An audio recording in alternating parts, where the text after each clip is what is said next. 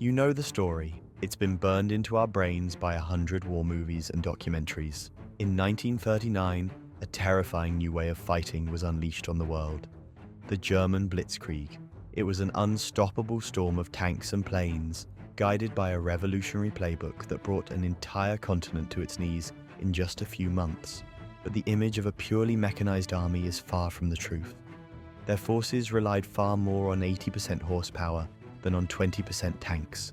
What if I told you that the German army had no official doctrine called Blitzkrieg, that the term never appeared in any of their field manuals? In fact, the word was most likely made popular by a Western journalist trying to describe the shocking speed of the German advance. The myth of this revolutionary strategy was a convenient story for both the winners and the losers. Even Hitler himself later called it a completely idiotic word. So, if Blitzkrieg as we know it was a myth, what really happened? And how did this myth become one of the most enduring legends of the Second World War? To understand the myth, we first have to understand how it was born.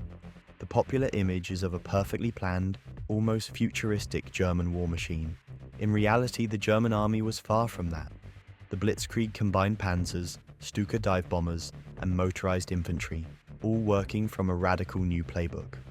This is the Blitzkrieg of pop culture, an idea so powerful it's become a metaphor for any swift, overwhelming victory. We even use blitz for everything from football plays to chess strategies. But the real story is, well, a lot less dramatic. While the term, meaning lightning war, did show up here and there in German military magazines in the 1930s, it wasn't tied to some radical new strategy. It was just a general reference to winning a war quickly. Its journey into our vocabulary really began in September 1939. As German forces sliced through Poland, a reporter for the American news magazine Time needed a word to describe what he was seeing.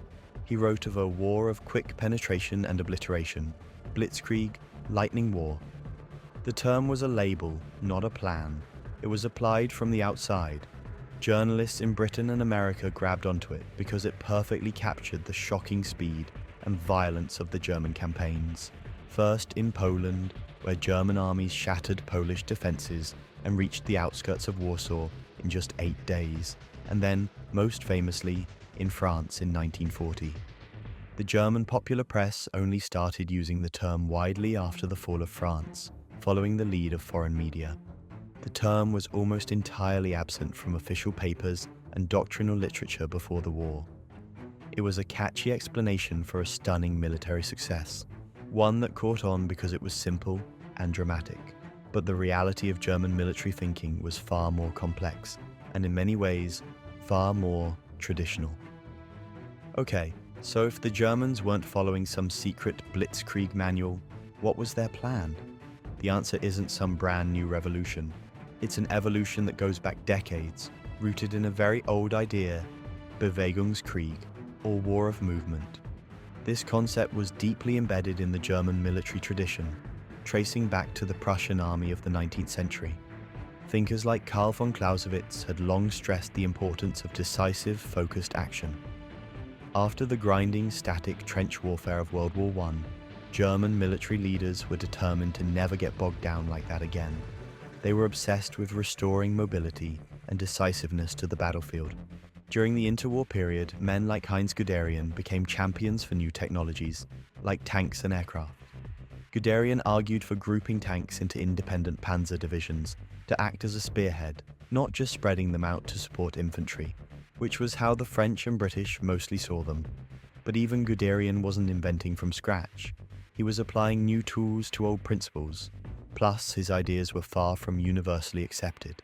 Many in the German high command were deeply conservative and skeptical of this over-reliance on tanks. The radical plan for the invasion of France was fiercely debated, and its eventual success was so total that it surprised the German leadership almost as much as it did the Allies. So what was the real strategy? It wasn't a book, it was a cultural philosophy of command, known as Auftragstaktik, or mission-type tactics. Developed in the 19th century by General Helmuth von Moltke, it boiled down to this: senior commanders tell their subordinates what to do, but not how to do it. Junior officers on the ground were expected and trusted to use their own initiative, adapt to the battlefield, and exploit opportunities without waiting for new orders. This created a system that was incredibly fast and flexible. A perfect example is Erwin Rommel's 7th Panzer Division during the 1940 invasion of France. Nicknamed the Ghost Division, because even the German High Command often didn't know where it was, Rommel consistently pushed ahead of orders. He advanced so quickly and with such initiative that he would appear deep behind French lines, sowing chaos and capturing bridges before the defenders could react. This culture of decentralized command allowed Guderian's panzers to cross the Meuse River at Sedan days ahead of schedule and just keep pushing.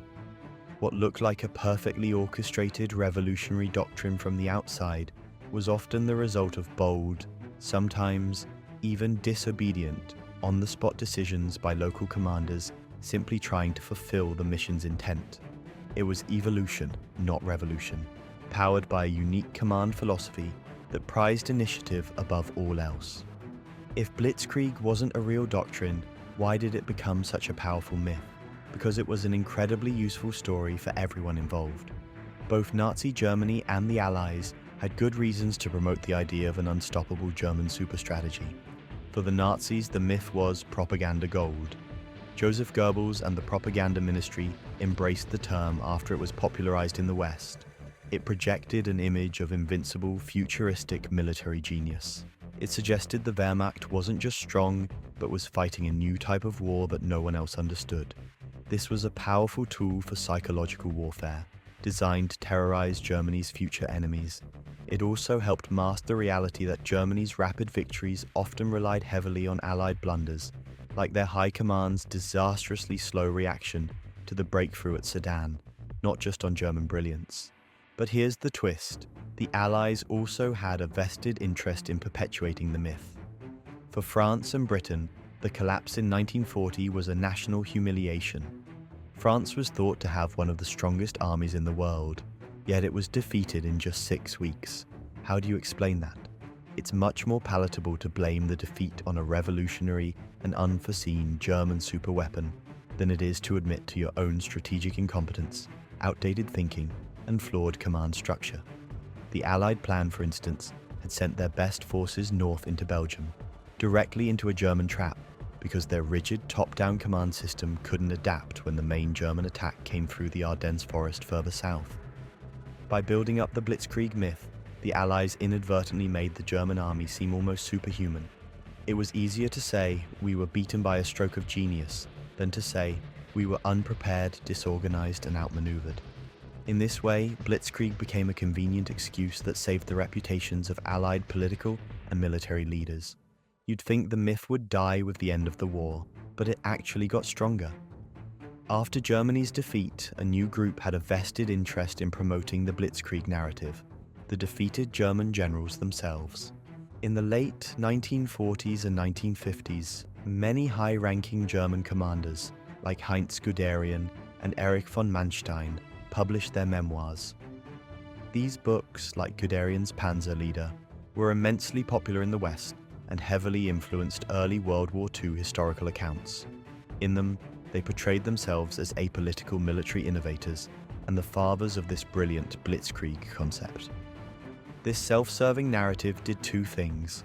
First, it cemented their reputations as military geniuses, downplaying the roles of luck and Allied mistakes in their early victories.